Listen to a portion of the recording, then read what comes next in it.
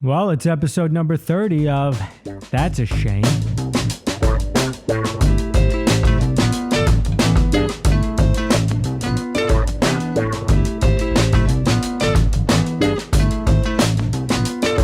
All right, here we are, everybody. Dude, there's a dog next door that's been howling for, I think, maybe 3.5 hours just at the top of its little fucking lungs, and I hope it doesn't come through.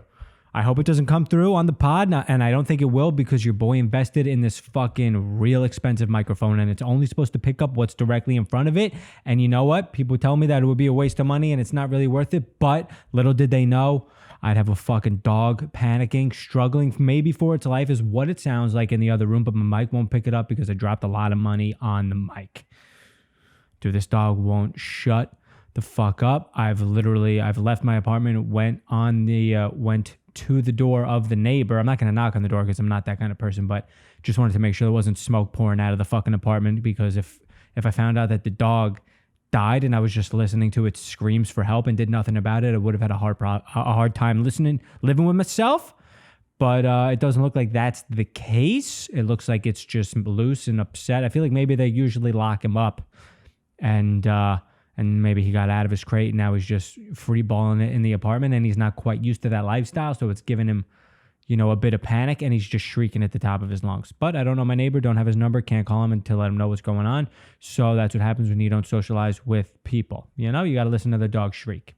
And that's what it is. And whatever, I'd rather listen to this dog shriek for 4 hours one time a year than have a relationship with my neighbor, because that's how much I hate getting to know people. Let me get my water here. It's good to be back, though, everybody. Life's feeling like it's getting normal again. I'm back to my old stomping grounds, doing comedy pretty much every night. The only thing that's weird is the night ends at fucking 12:30, and the city is a ghost town, dude. People keep sending me clips of like fucking Rogan, and comics are talking about it too, about, every fucking episode of Rogan that involves someone who used to live in LA, used to live in New York, or does live in New York, still lives in LA. Joe is just like, oh yeah, you'll get fucking, New York City's dangerous now, man. You just go out, you get shot there. LA, it's a dump. It's a wasteland. I don't know how they're ever going to bounce back. Dude, I'm here, man. And you know what? It's not like that. I mean, stop shitting on these cities that you fucking left to justify and make yourself feel better about leaving them. Stop having comics on the fucking podcast that also left LA and New York to move to Austin to follow you, and just have them agree with your take on a city that you haven't been to in over a year. You know what I'm saying? Dude, you're not going to get shot in New York. Yeah, there's some more homeless people than usual, but I don't even know if there's more than usual. I think there's just less regular people on the streets, so they're more noticeable. You know what I'm saying? They just stand out. Because, dude, the streets are fucking empty. On a Friday night, dude, the streets are empty come 1 a.m. That's when shit usually starts buzzing in New York City, bro. And it is fucking... So it is still different, but you're not in harm's way, dude. Stop fucking over-exaggerating and making shit up, JR. Fucking, dude, if you listen to Rogan... If you haven't any, if you have contact with him, tell him I'm talking shit. Tell him to bring me on the pod, and then I'll suck up to him immediately and be like, dude, don't go to New York. You'll get shot. And I'll agree with him. You don't think I'll become a yes man as soon as I get on that fucking podcast to make sure I get back a second time to help grow this fucking podcast? I'll do that exactly. Dude, I don't know what I would do. I don't know what limit I wouldn't pass to get on that podcast. I'd probably murder someone who didn't matter, I would murder someone, but I wouldn't do it like point blank. I don't want to watch them die. I'd drop poison in someone's drink in a bar and then like run away and then have them die on their own time with me not really involved. I mean, I'm involved, but I don't have to see it happen. I would kill someone in that fashion to get on the Joe Rogan podcast. And then, I'd have a following. Because I'd kill it on the pod, because I'm I'm the one and only Nick Alex, dude. I'd kill someone. I'd probably kill someone. Dude, I hope you can't hear this dog shrieking. I can't wait to listen back on this. After I record for 40 minutes, I'm going to listen back on it and be like, that was a waste of time, because after every fucking point and opinion I share, you just hear, That's what the dog's making. He's not even barking, dude. He's just fucking, his vocal cords are just, I don't even know the word for it. Shriek. Shriek is the word. I got a weird thing. I mean, you try not to be dirty on these things. I try not to be the dude who just talks about sex and other shit like that. But man, there's a real changing of the guard in what jerking off has become and what it used to be for me in my life. I did it the other day, and I still am regretting it. I jerked off the other day, had sex with my girl today, came, and I'm still thinking about that nut I had from the jerking off. I still don't, dude. I used to rub one out. So when I was younger, I used to rub one out so that I could function in public. You know what I'm talking about? I would fucking let one go before I left the house so that when I was outside, I didn't act like a barbaric animal every time just a woman would walk by me. I didn't even have to be a good looking chick. Just if you got a little bit of cleave, I fucking jerk off so that I don't bury my head in it. You know what? And that's what it used to be. And now I think I'm okay, let me do this so I can function better in public. But then what happens is I release one, and then instead of it used to be like, I would just feel like I was in control, and now I feel like I'm empty inside. It feels like I'm letting I'm shooting my soul out of my body, and I just feel depleted and weak and empty and regretful and not at all like a better person. Now I'm out, and I'm horny, but I'm angry about it also. So it's like I don't even know what to do. I just need to, I don't know. I don't know what to do. Because I have plenty of sex with my girl. But sometimes it's like jerking off used to be an exercising of a different muscle. Feels a different need. But now it's like, I want to pick my MacBook up and slam it against the corner of the table. After I'm just like, why, dude? Why? I've just been regretting it. And it's a hack thing to say, but and other people talk about how, you come and then you fucking regret it. But I'm like regretting it in a way I've never felt before. And I don't like it. I don't like getting older. I'm 29 forever, remember? I'm not fucking turning 30. Fuck that shit. But apparently, dude, this is the reason. This was one of the reasons when I met my girl, and I knew why. I was like, there's something different about this. She's just, I think I told the story, but it's just like, good fortune follows this chick, bro. And I wanted some of it. I remember one time we were in the fucking car, dude. This was like early on, hanging out. We were going upstate, going on a hike or something, meeting a bunch of her friends. And we're like in the car. We're fucking chilling. Her vape pen is dying, not her phone. Her vape pen is dying. And the vape pen takes like a Droid charger. Never in my life. Not always been an iPhone dude from day one.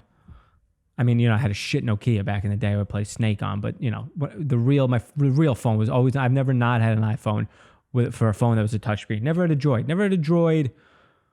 Anything that took a Droid charger, never had a Droid, nothing. Never, dude. I would never betray Apple like that. And it's not even about betraying Apple. I don't give a fuck about Apple. It's just what I'm used to. Anyway, she's like, you don't have a Droid charger, do you? I'm like, no, I don't have a Droid. She's like, are you sure? I'm like, why the fuck would I took offense to it? I was like, why would I have a Droid charger? I just told you I didn't have a Droid charger. Never had a Droid device in my life. There's no way, there's no chance, there's no how there would ever be a Droid charger in this car. Not even like we were in an apartment with many, where people have visited and could have left things in drawers or nooks and crannies. And, she just didn't take my no for an answer because, she's probably used to God just dropping gifts in her lap. So she opened up the center console and there was a Droid charger in there. And I literally almost turned the car off a bridge. I couldn't believe it. I started freaking the fuck out. And we were laughing and dying. And I also couldn't believe it. And I was like, this girl is, Mother Teresa or Mary Magdalene. Or are they those people the same person? I don't think so. But, whatever the women are who have, give God puts babies in them and just lets things work out for them, that's who she is.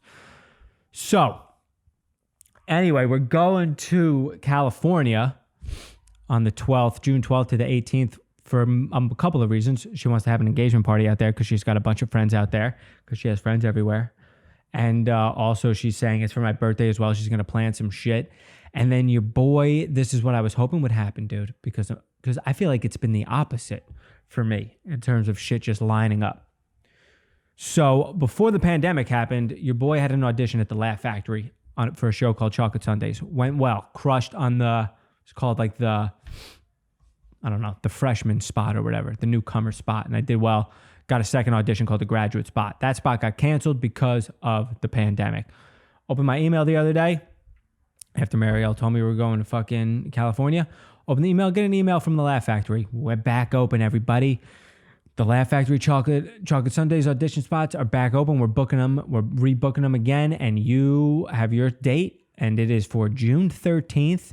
Let us know if you can make it. And guess what? I was already going to be there. And that's what I'm fucking talking about, dude. I'm manifesting shit through someone else. Because I didn't maybe I'm just getting good at manifesting, you know? I'm taking the advice of some of these other people who keep sliding into my DMs telling me about fucking manifesting shit. So maybe I did it, and I'm giving this fucking broad credit. And she didn't even do anything, even though she planned the trip to California. So, you know, it really is on her. Anyway, so going to be in Cali, June 12th to the 18th, celebrate my engagement. Also trying to fucking get past at the Laugh Factory, one of the best clubs that I've ever performed at. Aesthetically, it's one of my favorite fucking clubs out there. I mean, there's really only three. It's the fucking, you know, the most famous clubs are the Cellar, sickest fucking room. The Comedy Store, awesome rooms. Perform there in their shittiest room though. And then the Laugh Factory, just aesthetically, it's a cool fucking vibe in there, man. It's like they got a balcony in there. There's like a hangout area, bar area with all just old brown leather and shit. And it really, it makes my fucking dick wiggle, that club. So your boy's going to try to go back and crush and get past. And that'll be fun. That'll be really fun. That'll be fun.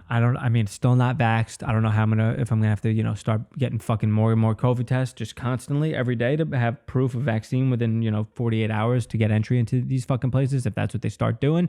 Or I'm just going to have to get the vax. I'm getting the vax. I don't want to get it though, but I'm getting it. My girl got the first shot. Our kid will probably come out with 9 arms. But what are you going to do, dude? What are you going to do? Or it'll be fine because, you know, droid charger show up for. So why would a 12-armed fucking 13-toed kid show up? I don't want to jinx it though. Probably jinxing it. Anyway. Sorry about the yawn. I'm not tired, dude. I'm a fucking young buck. I'm 29 forever. I almost hit a Hasidic Jew with my car the other day. Talking about young people who don't look young. I mean, dude, you see some of these fucking Hasidic Jewish women pushing strollers around with kids. I mean, I don't know if they're just babysitting or they're popping out kids at 13. That whole community is wild. I got any Hasidic Jewish listeners? I got any HJs fucking tuning into the That's a Shame podcast? If you're a Hasidic Jew, dude, I mean, I am so... This is what I realized. I am blown away. I'm almost envious of the confidence that it takes to be a Hasidic Jew. Maybe they don't even know. You're just born into it and that's just the way of life. But in the grand scheme of things, dude, the confidence, the level of arrogance almost it is to be, I just respect it, dude. To just look at 95% of the world living a completely different lifestyle than you. Believing in a completely different thing. And to just be like, you're fucking wrong.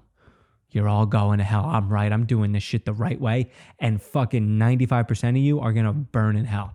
And it's not only like, granted, that's what it is for everyone, you know, not everyone, but like, I grew up Catholic. So you'd think the same thing would apply to me, but it's like, no, it's not really the same. One, because I'm not really truly a Catholic anymore. Two, even though I'm going to be forced to have a wedding in a fucking church. Two, it's because when you're a Catholic and you're fucking Jewish or you're Muslim, you still associate with other people, dude. When you're a Hasidic Jew, you fucking look down at the other people so much that you don't even let them into your world, dude.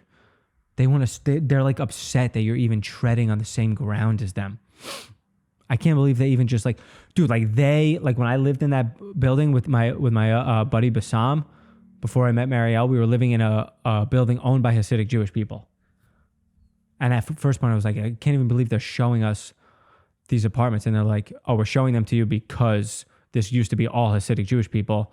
And then it's a law. It's a New York City law. They're forced by law to rent out some of these apartments to other people. It's like a diversity fucking thing. So then once a building is like caught upon, like is caught doing that, just being strictly Hasidic Jews, and then they get forced to let other people move into them, they all just bounce and go to a building that it hasn't been fucking forced to do that yet. So we were like, the apartment that we took still had a Hasidic Jewish family, and they were like, we went in to look at the apartment while they still lived there, and they're like, yeah, please take this immediately. They wanted to get out of there because they were sick to their stomach living amongst non-HJs. It's so crazy, dude. I made a sketch about, I went to Borough Park and filmed a bunch of Hasidic Jews. I almost got killed. I've never been looked at fucking, like, given dirtier looks in my life than that time I was filming a sketch. Half of you have probably seen it. If you're a fan of me, I think it's some of the best shit I've ever made in my fucking life, if I'm being honest with you. The sketch is about if you went back in time to kill Hitler. So yeah, go watch that. It's on my Instagram and my YouTube. Subscribe to my YouTube, dude. Let's get those fucking subscribers up. Nick Alex. I think it's just Nick Alex, not even Nick Alex Comedy. If you just type in That's a Shame Podcast, it'll take you to the page. Anyway, yeah, dude, it's fucking crazy to me. It's so cool. It's not crazy. It's interesting.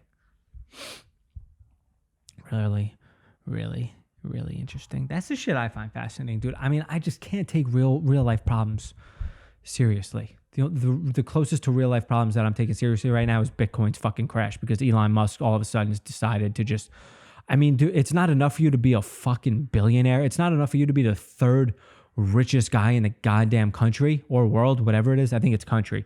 But you got to fuck with other people's money too. You got to get a meme crypto to fucking take off just because it has your name attached to it. You got to fucking bail and shit on Bitcoin and claim it's fucking not green and it uses too much coal and it has a negative impact on the fucking environment, dude.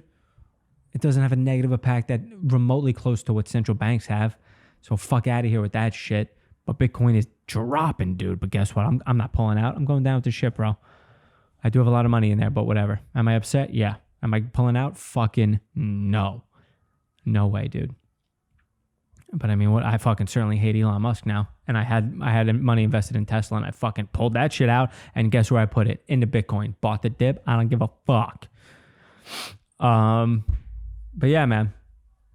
I can't pretend like, do people want to sit? My girl always has fucking friends over, and they like to talk about real shit, and I just start yawning, bro. This isn't the kind of shit I like to talk about. I don't want to hear your fucking take on, why Biden's disappointing you, bro. You didn't know this going in, that it was going to be a fucking nightmare. No matter who's in office, you're going to be upset. No one gives a fuck about you.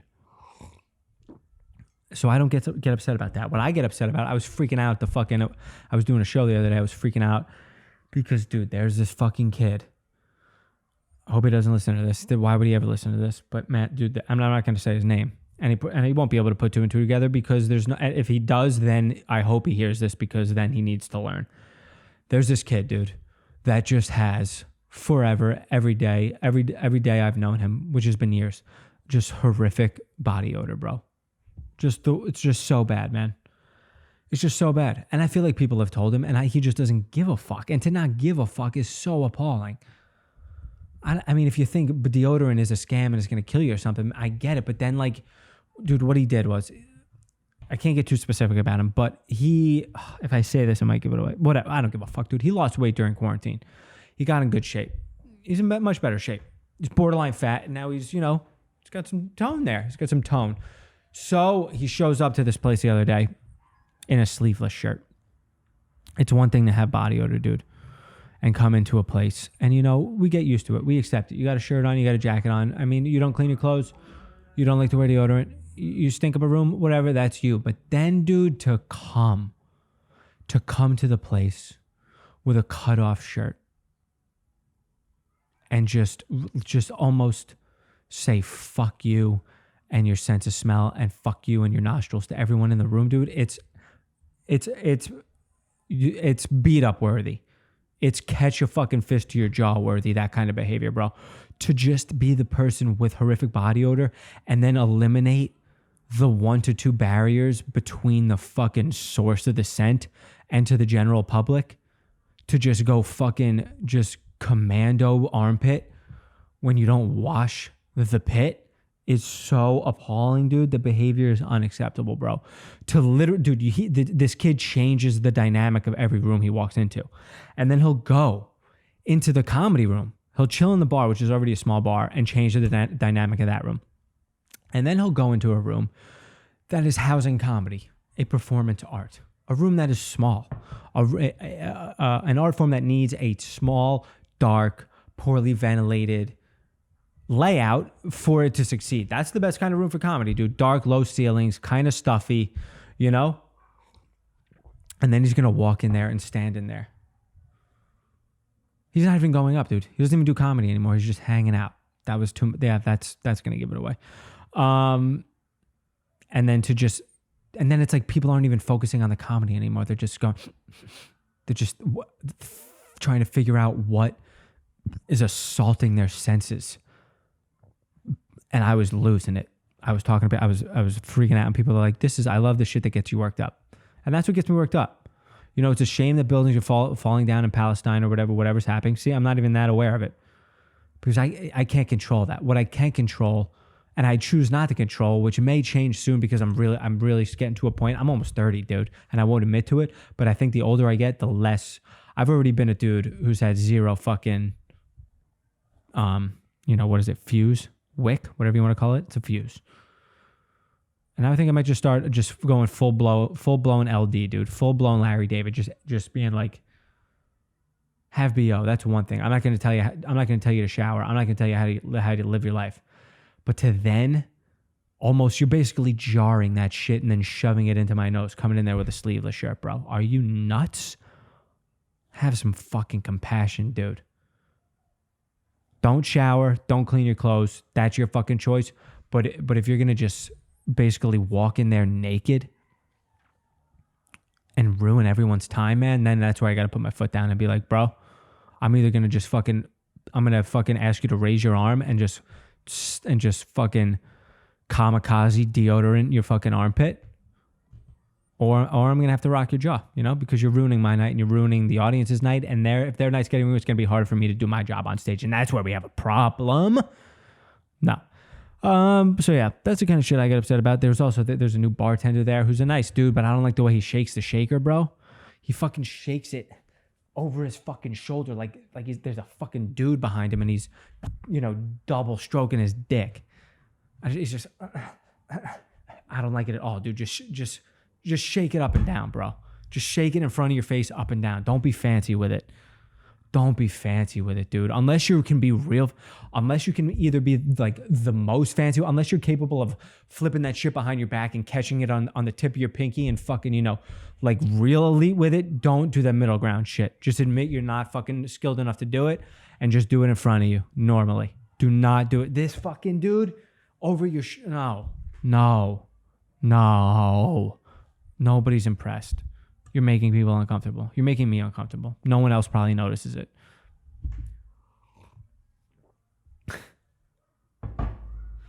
So much shit bothers me, bro. And I have my own takes on things, and I stand by those takes. I don't read enough, and we know this. I had a friend ask me the other day how many, just because sometimes this is what my friends will do. They'll just ask me questions that are like kind of common knowledge and see what my answers are, because one, I'm usually wrong, and two, my answers are pretty funny, I think. But my answers are based in logic. It's never based in I've read and know about the thing. It's just how I feel about the thing logically. So my buddy asked me how many oceans there are, and I said one, and I stand by that. Obviously, there are many oceans, I guess. I'm not admitting to it. There are oceans with different, there are different, what I will say is there are portions of water with different names. But collectively, it's one fucking ocean, bro. Yeah, there's the Atlantic Ocean, and yeah, there's the Pacific Ocean. But guess what? That's not two oceans, because they fucking touch. And that's one body of water, dude. That's one body of water. In a pool, if you have a shallow end and a deep end, that's not two fucking pools in your backyard, bro. You got one pool that fucking changes. That varies a little bit in depth, but that's your fucking pool. That's the pool of whatever, 7 Saddle Lane, whatever your fucking address is. There's one ocean, bro. The Indian Ocean, I don't give a fuck. It leaks out into the other oceans at one point, and they're all touching, and there was one fucking ocean. So come at me with an argument to tell me that there's more than one ocean. Logically, don't just tell me what you read in books. Books change. That shit changes. Tell me how there isn't one ocean. Tell me how it's not one ocean, bro. I fucking dare you. So that's the shit that bothers me. That's that's the title of this fucking episode. That's the shit that bothers me, and it's not anything that bothers anyone else or that anyone else even thinks about, and that's fine. It's one ocean, bro. Give him however many different names you want to give him. You know, and in an apartment, there's a living room, there's a kitchen, there's a bedroom, there's a bathroom. But you know what? It's still one apartment. It's not fucking 5 different apartments. See what I'm saying? Dude, come at me, bro. The most logical shit of all time. Maybe that's the name of the podcast, this episode. Just logic. Logical. So logical. Unbelievably logical, dude. All right, let's see. Let's see what's trending. It's time for that portion of the show.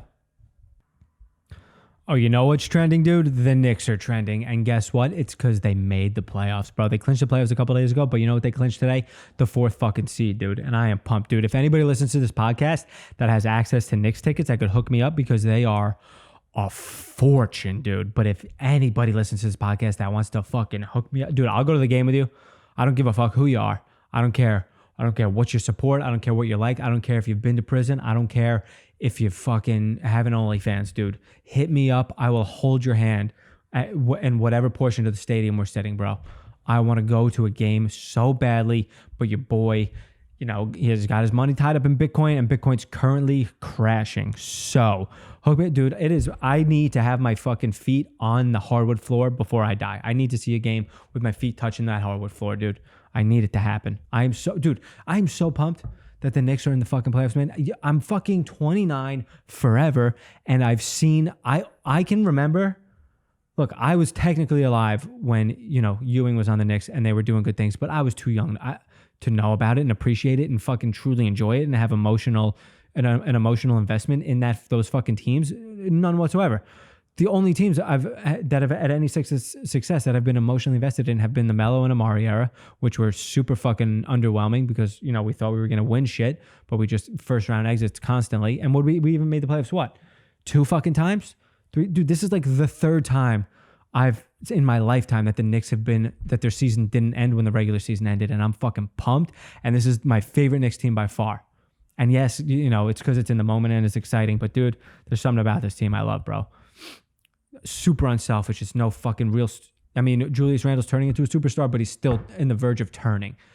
So he's not like, you know, I didn't like Melo, dude. I didn't like Melo, never did. People might, you know, disagree with that. Julius Randle just had a better year than Carmelo Anthony ever did for the Knicks, and I'll fucking fight you on that. Not really, just verbally, because I'm fucking little. But yeah, man, they're in the playoffs. I'm fucking pumped, dude. I can't wait to watch them playing the Hawks. Gonna be exciting. Someone fucking DM me a ticket. So the whole mask mandate being lifted is trending, and people are like upset about this. Like, oh, does that mean they've been lying to us the whole time? All of a sudden, we don't have to wear masks. But I mean, look, I'm not even a vaccine guy, but it feels like now, since a lot of people are vaccinated, that's why you can take off the mask. I don't understand what's hard to understand about this. CDC director defends abrupt shift in mask guidance.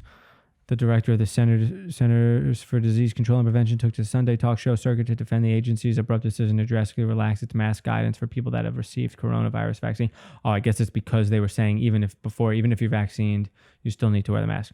Dr. Rochelle Walensky said the shift in guidance was based on science and the declining number of cases and deaths from coronavirus. Just in the last 2 weeks, we've had a lot of evolving science. All right. I mean, it makes sense to me, dude. This is why I'm probably going to get the vaccine. 1, because I'm being pressured into it. 2, because my girl already is going to have it. And if our kids are going to come, it's really just about the kid, because we're going to have a kid, dude. And there's just it's just impossible for science to have studied the long-term effects on people who get it and the kids that are birthed after it. So it's unknown. And that's why I get nervous about it. But in terms of it helping with Corona, I don't doubt that at all. And I feel like a dick because I understand it's a super selfish take and stance to not get the vaccine, because then basically all the people who have the vaccine are doing all the legwork. They're risking I'm sure everyone has nerves about it just like I do. And they're taking the risk to be like, look, I'm willing to risk whatever it is to get the world back to be open, back to normal again.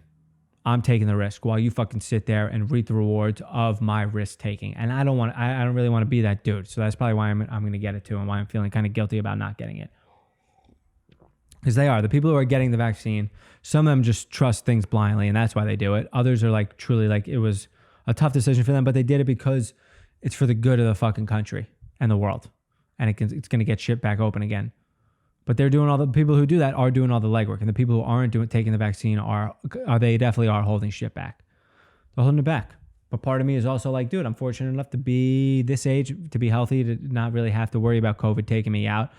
So maybe I can wait a couple of years before that, it happens. And that's a selfish stance to take, but I still think about it because, maybe I'm just a selfish piece of shit. Australia's never-ending travel ban, dude. Yeah, I mean, they haven't had like any COVID over there, right? And it's because they don't give a fuck about letting anyone else in. Do Australians just hate the outside world? Like, has that always been a thing? Or is it just because COVID never really got to them and they're like, fuck it, I'm not going to risk it now. Australia sticks to plan to reopen border in mid-2022. That's fucking crazy, dude. They don't give a shit. Australia is the new hermit kingdom. Closed borders have shut out a diverse citizenry. Buried in a shrub. Australia's never-ending travel ban. Is it worth it? Keeping the borders closed until middle of 2022.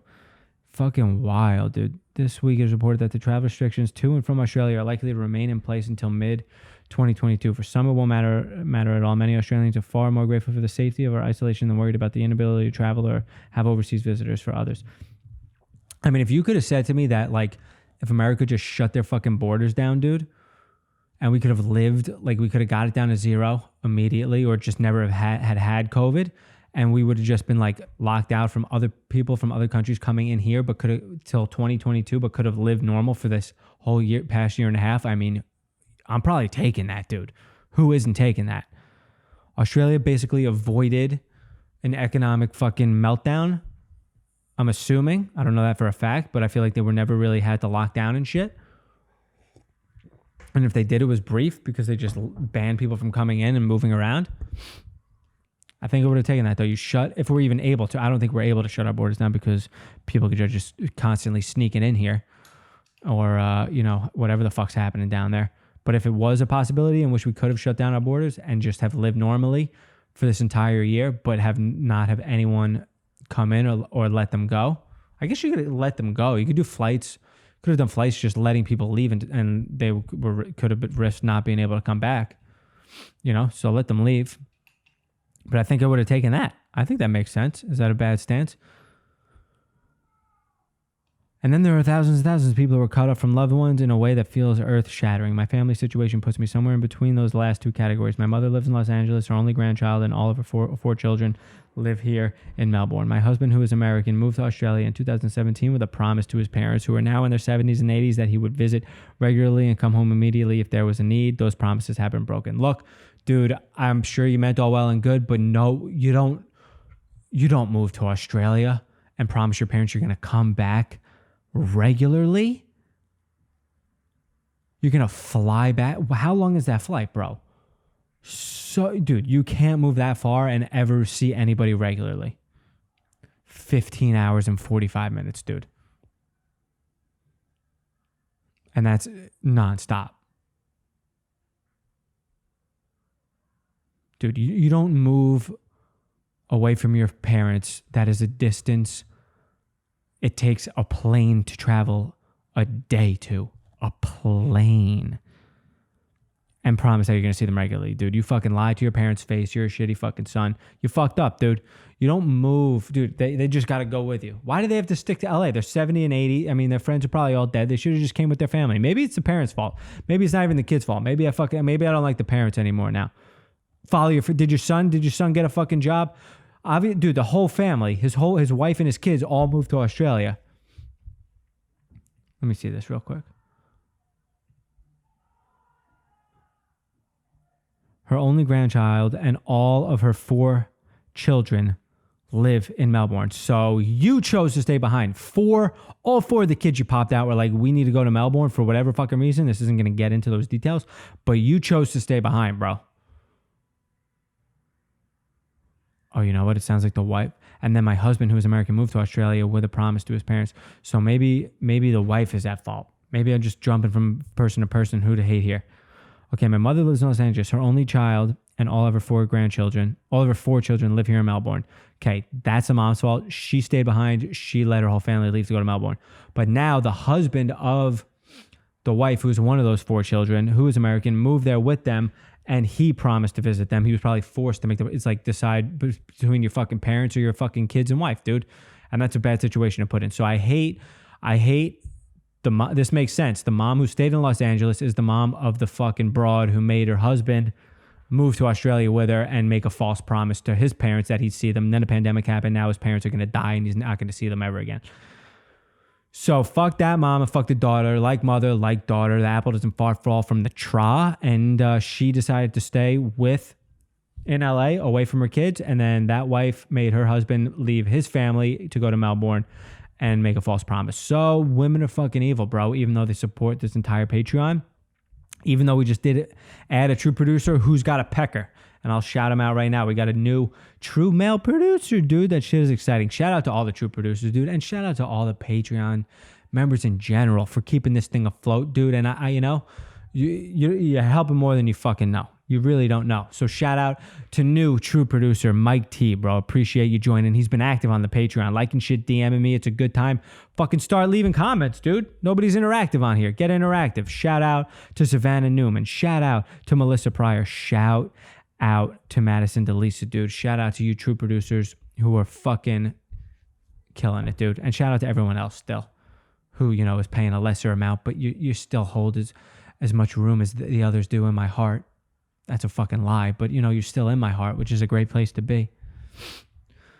Shout out to the Patreon. Shout out to Aventino Watches, dude, who this episode and podcast is brought to you by. Aventino Watches, great watch brand, Italian watch brand. Highly recommend you purchase. I got my watch. It's fucking gold with a white base. It's sweet as shit, dude. Affordability is core with Aventino, all right? Let me tell you, we not only tell time, Aventino is a story that defines time and changes the way time is used. With our cost-effective timepieces, you can show up looking like you run an empire without emptying your bank account. Affordability is a core value for us with our prices from as low as $69, which is key if you put your money in Bitcoin and have it fucking devaluing. Every product has a personal touch from the Aventino team. Our team is made up of young and versatile fashion and style enthusiasts with a global outlook. Each watch has its parts finished to the tiniest details to ensure highest levels of accuracy and easiest calibration. Go to AventinoWatches.com. Use code NickAlexComedy15 for 15% off your purchase. All right? Oh, man. Good to be here, dude. Episode 30. Cranking along, take me home to a place. I never want to go back to Long Island, dude. Don't take me back to where I was born. I'll go through Facebook sometimes, man. I'll just be like, wow. And see the people I grew up with and just be like, wow. There I was amongst a lot of woot trush. Just a healthy, just a thick vein of what. And you know what's funny, dude? You know what's funny is I could have fucking pinpointed. I could have gone back in time and pinpoint each one of the people that would have became white trash. I look at the people who just have like are posting pictures with fucking less teeth than they had when they were in, you know, going away to college, and who had a kid way too early, and they're not, you know, and their husband lives in a different part of the island, and he doesn't shower regularly either. I could have fucking picked the people who went on to have lives like that, who just, you know,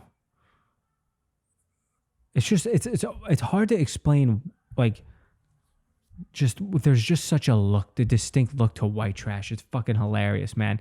And it's just, you're born into it, bro. I don't think you can get out of it.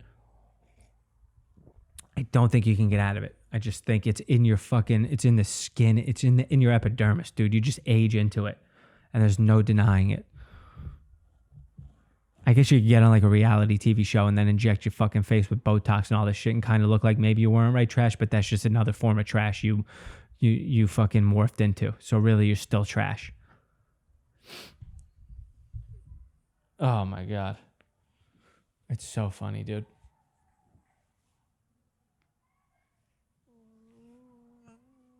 I can't even think, dude. I think I read so many fucking reviews about things that I'm looking into purchasing or getting involved in. I can't even imagine, bro, when I have a kid, how I'm never going to be able to send him to a school because I'm going to be like looking at reviews, be like, is this a good school? Is that a good school? Dude, my parents thought they were send me to one of the top high schools in the fucking, on Long Island. And I mean, I know double-digit people who have fucking died from heroin overdoses. So the nickname of my school was the pharmacy. Every fucking kid got addicted to pills. So many kids. I do know a couple of kids who went pro in sports, though. So, maybe that balances it out. Is that all it takes to be a good high school? How many kids go pro versus how many kids die? What's the ratio of kids who fucking OD'd on heroin versus kids who pitch for a Major League Baseball team? And it's fucking 2 to like 40. It's not a great ratio, but maybe that's all it takes to get that high rating. I'm just sure people pay off. Schools pay off, pay off who makes the ratings. It can all be manipulated with fucking bribes. But yeah, man. So it's going to be a nightmare. Having kids is going to be a nightmare. I'm not going to want to feed them any food because I'm going to be like, this is all fucking poison. You're going to eat, I'm going to this is why I'm going to have to move to a farm, dude. And I'm going to have to buy eggs and breed them into chickens. And then only, because I've seen those chickens for their whole lives, only feed my kid those eggs. And I'm going to have to grow rice and feed him the rice. And I'm going to have to, butcher fucking deer and, elk. And I'm going to have to kill cows and just slaughter them and make sure the meat was never fed antibiotics, any of this shit, in order for my kid to eat it. And then I'll get older and I'll eat McDonald's and it'll all be negated. And for what, Boy, my mom really did a number on me, huh? It's going to be wild having a kid. I also don't know how I'm going to raise him because my girl is small, but their family they got like these thick genes. Everybody's fucking thick. Like her brother's my height, but he's fucking beefy. He's not even beefy. He's fucking ripped. He's thick and ripped. So this kid's going to be bigger than me when he's fucking 12, and I'm going to have to take steroids in order to be able to fucking discipline him. And that's going to be a nightmare. And I've talked about this before, but you know what? Whatever. I can't believe I yawned, dude. I don't want you to guys think I'm fucking tired or bored doing this podcast. I love doing this goddamn thing, and I appreciate all of you listening to it. I don't take naps, though. Maybe I could have used nap. I don't take a nap. I'm not a nap guy. I don't understand why people nap. I don't like people who nap. First of all, it's like, what are you, fucking 3? Make it through the day without having to lie down. Second of all, I love sleeping, dude. I love sleeping, and waking up is the hardest part of my day every day, without exception. I can't imagine just voluntarily putting myself through that twice. Is it waking up not hard for everybody? Is this just a me thing? I feel like people talk about how it's hard to wake up. Or maybe I'm just able to avoid naps because I wake up at 10 because I don't have a real job. Maybe it's that. But I still don't like naps. I don't like them. I don't want to have to, dude. Because if I just took a nap, I would just go to bed till the next day. I can't get up, dude. It's too hard to get up. I don't want to have to go through that. Dude, it takes me 2 hours in the morning to adjust to reality. I get a 2-hour fucking routine. Got my coffee, I got all this shit. Dude, I can't do that again, dude. I'm wasting 4 hours of the fucking 12 to 13 hours I'm awake. That's nuts. That's insane. I can't do that. Stop napping. Everybody nap. Everybody stop napping. Be a fucking man. You're not 3. Come on. And that's the episode. That's episode number 30 of That's a Shame. I appreciate you guys all listening to this. That was a good episode, dude. I feel good. I got a lot off my chest, I wasn't as affable. I feel like I was just more on edge during this one, and I got reason to be. There's a lot of shit going on over here, but, there's really not. What about, I'm getting married. I'm dealing with all the stresses of that.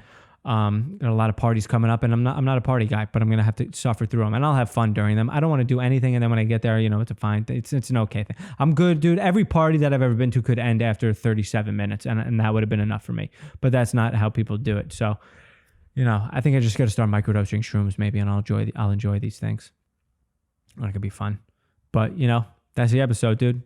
Join the Patreon if you haven't. I will announce the next Patreon episode coming out this Thursday, and I will be high as shit during it, dude. I'm going to start the episode sober. I'm going to spark up a Jimmy early on into it, and we're going to see where it fucking goes. You're going to learn why I don't smoke weed, why I'm not a big weed smoker. We'll see how I just devolve as a human being in that episode, dude. So get on board, dude. Don't miss it. Patreon.com/NickAlexComedy. Fucking join the $5 tier. You'll hear the audio. Join the $10 tier if you want to watch me spark it up and smoke. Fucking smoke with me, dude. When I spark it up, you spark your fucking shit up with me. I'm sure you guys are a bunch of fucking, you guys probably smoke weed and do drugs. You guys are probably fun people, unlike me. My vice is comedy, dude. And it's probably unhealthier than being addicted to Xanax and weed and whatever else drugs I would be taking if I didn't follow this career path. And that's the real reason I don't do drugs, because I would have just never stopped smoking weed if I didn't I have to think about getting on stage and performing in front of people, because that's what does me in. I get high, I think about doing comedy, and I'm like, why do I think I could ever make a living off of fucking speaking in front of a room full of strangers and making them laugh? But I do it, dude. I do it on a nightly basis, and I'm proud of it. Anyway, you guys are fucking great, man. I appreciate you guys. Follow me, subscribe to the YouTube, go to the Patreon, follow me on Instagram, Nick Alex Comedy. That's the episode. I'm sorry it's over, and you know what? That's a shame.